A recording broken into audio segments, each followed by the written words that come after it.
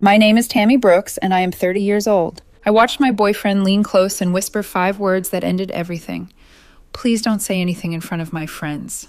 He straightened, smiled at the table, and then walked past the empty chair beside me to sit next to Lena, his ex-girlfriend. Then he looked back at me, still standing, and pointed to the far end of the table. Tammy, you can take that seat down there. 8 people watched it happen. I stood there holding my jacket, staring at the chair he saved for her, then at the chair he assigned me, separated from him by 4 people I had never met and 2 I barely knew. No one moved, no one offered to switch, no one even looked surprised. It was like they'd all silently agreed this was normal, and I was the one who hadn't gotten the memo. I didn't argue. I didn't ask why. I didn't say a word. I picked up my jacket from the back of the chair and walked out of the restaurant. We'd arrived at 7 sharp, reservation for 8.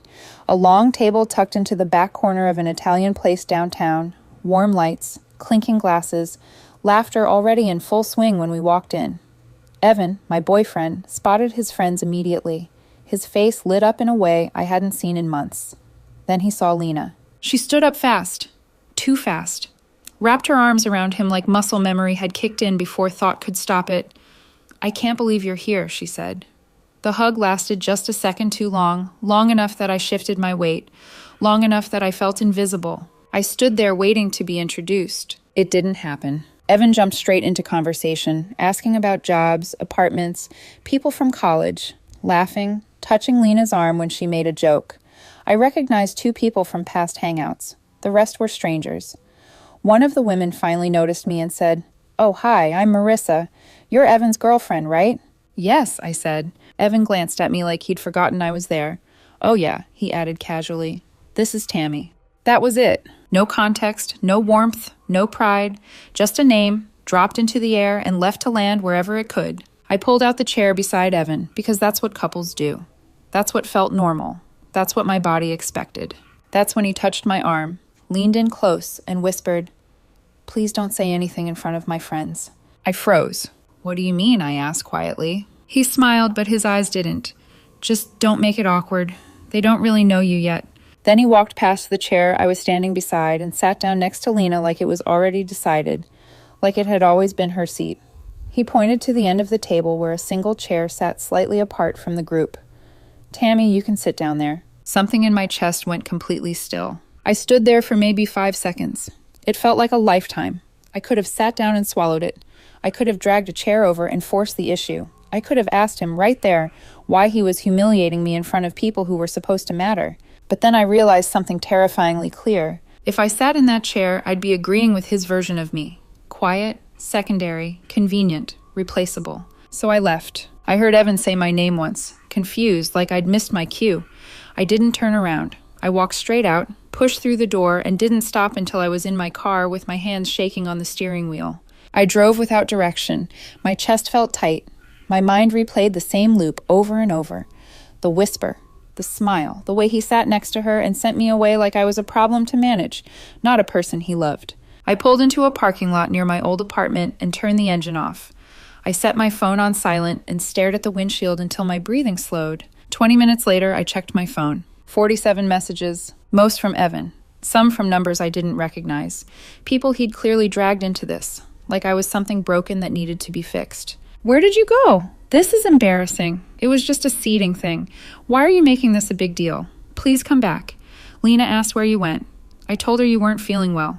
"Don't make me look like a liar. I love you. I didn't mean it like that. Please, I'm begging you." The messages kept getting longer, more frantic, less defensive. He said he was scared. He said he was leaving the restaurant. He said he was coming to find me. I turned my phone off completely. That night, sitting alone in the dark, I finally admitted something I'd been avoiding for months. This wasn't the first time I'd felt small with him. It was just the first time he did it where everyone could see. And when the sun came up, I knew one thing for sure. I wasn't going back to talk. I was going back to leave. I met Evan 2 years ago at a coffee shop near my office. It was raining outside, the kind of Portland drizzle that never fully commits, and he'd offered to share the last open table when the place filled up.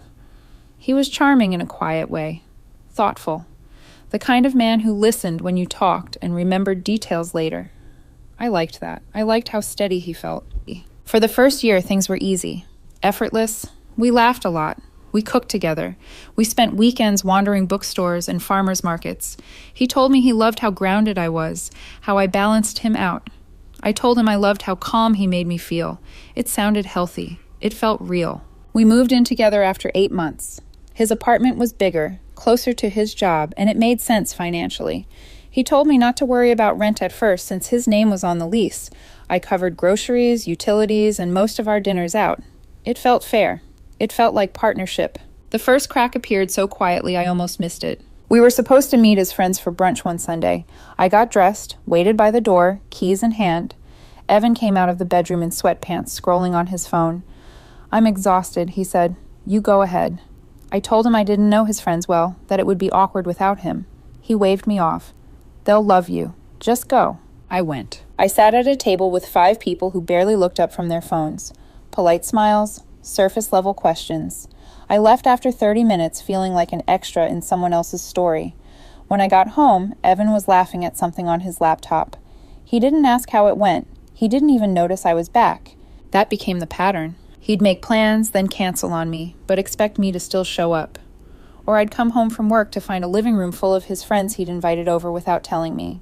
He'd introduce me casually, then drift away, leaving me to hover until someone needed a drink or wanted to talk about something neutral. I told myself I was being sensitive. I told myself this was just how social people operated. I didn't want to be the needy girlfriend. I didn't want to be the one who made everything heavy. Then Lena reappeared. At first it was just texts. Evan's phone lighting up while we watched movies. A smile I didn't recognize. A name I pretended not to read. When I asked him about it, casually, he shrugged. "We're friends. We've been friends since college. It's not weird." I believed him, or at least I told myself I did. But then Lena started showing up. She was at the bar when we met his friends for drinks. She was at the park during a group picnic. She was at our apartment one evening when I came home from work, sitting on the couch like she'd always belonged there. Evan introduced her like it was nothing. "This is Lena. We dated in college." I shook her hand. She smiled politely.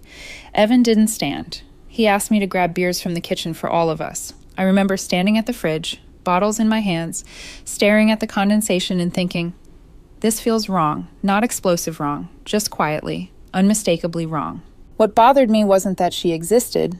It was how Evan changed when she was around. He sat closer to her than to me, laughed harder at her jokes, brought up memories they shared, trips they'd taken, inside jokes I couldn't follow.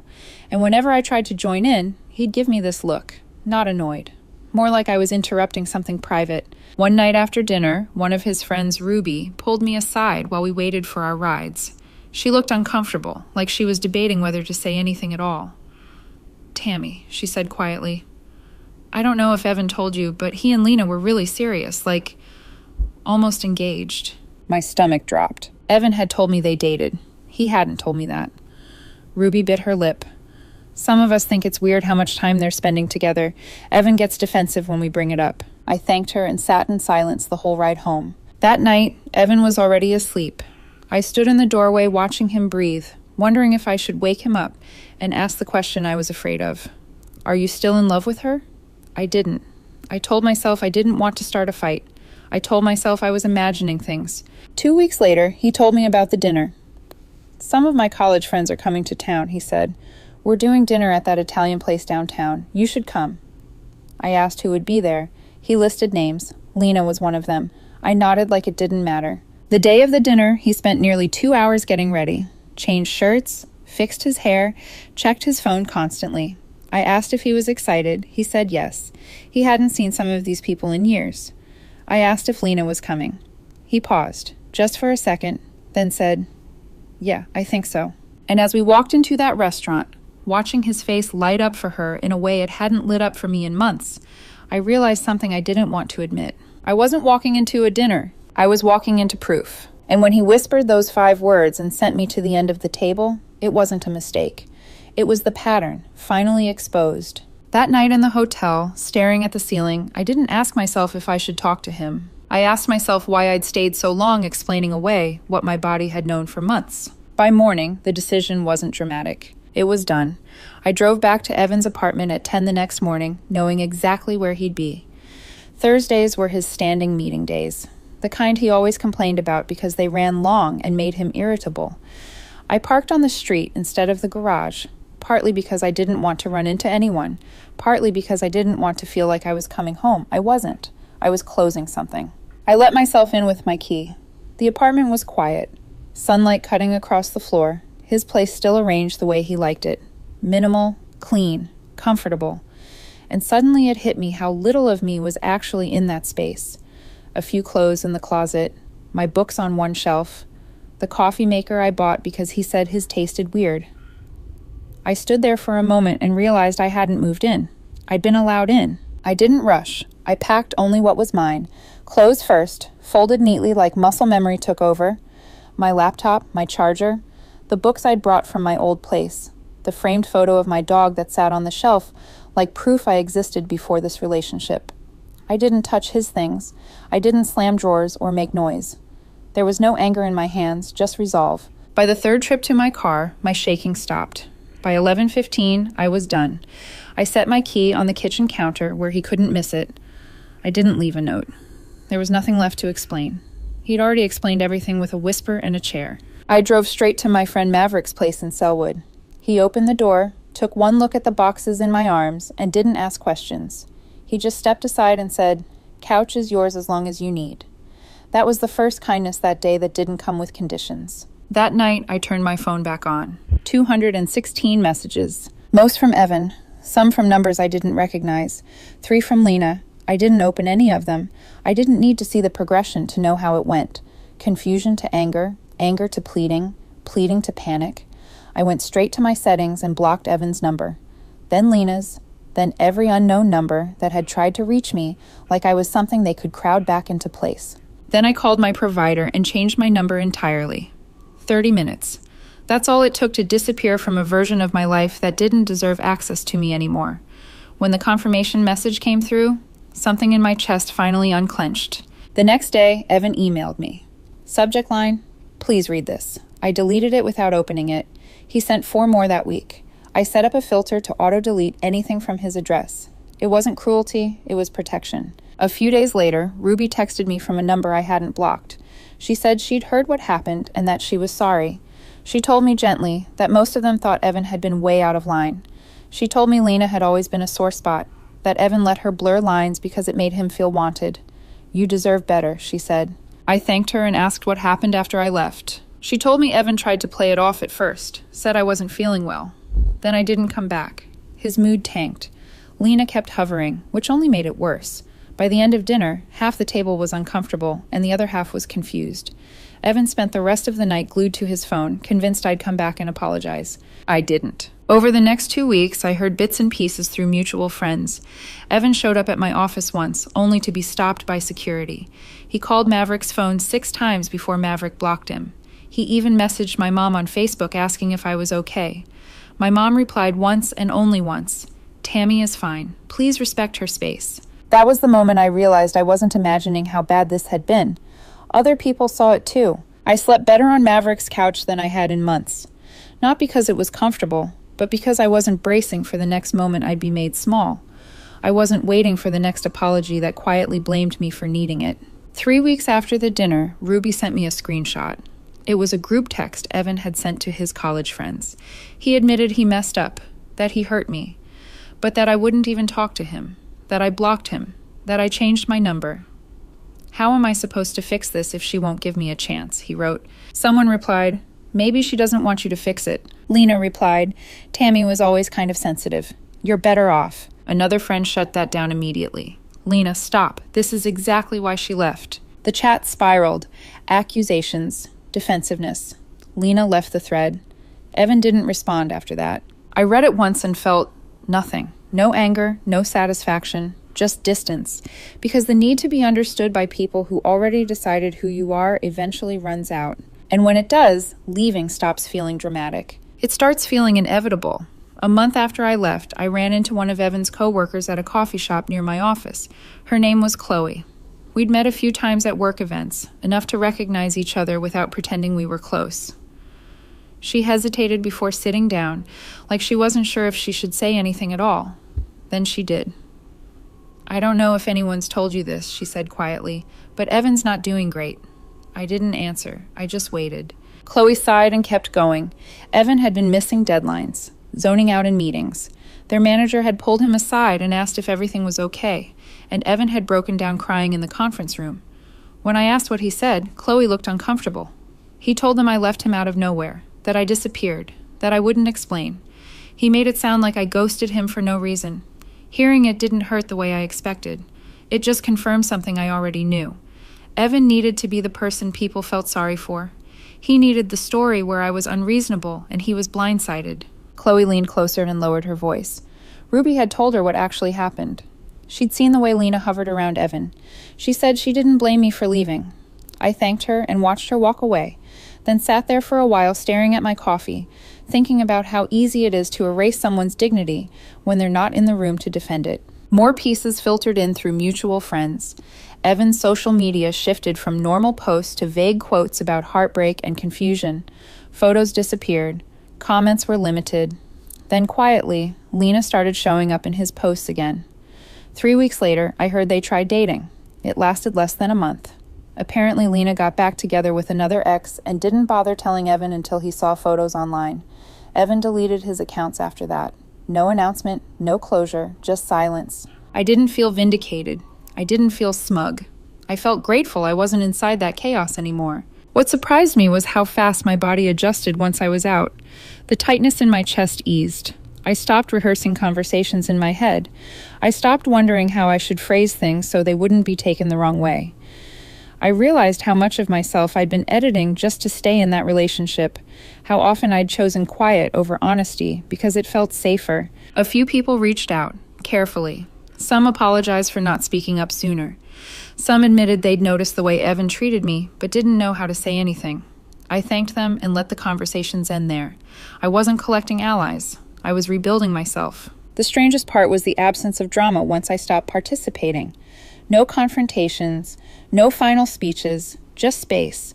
And in that space, I started remembering who I was before I learned how to shrink. It's been 6 months since I walked out of that restaurant. I'm still staying with Maverick, but I've started looking at apartments again. Ones with big windows and quiet mornings. I got a promotion at work, the kind that happens when you're not spending half your energy managing someone else's emotions. I started running again. Joined a rec league softball team on Tuesdays. I forgot how good it feels to have plans that don't revolve around someone else's mood. I started seeing someone new a couple of months ago. His name is Ethan. He works at the bookstore near my office. He's kind in a steady way, the kind of man who listens without interrupting and doesn't need to make himself bigger by making anyone else smaller. The first time we went out with his friends, he introduced me with my full name and smiled like he was proud I was there. It shouldn't have mattered as much as it did, but it did. I don't think about Evan much anymore. When I do, it isn't the good memories that surface, it's the whisper.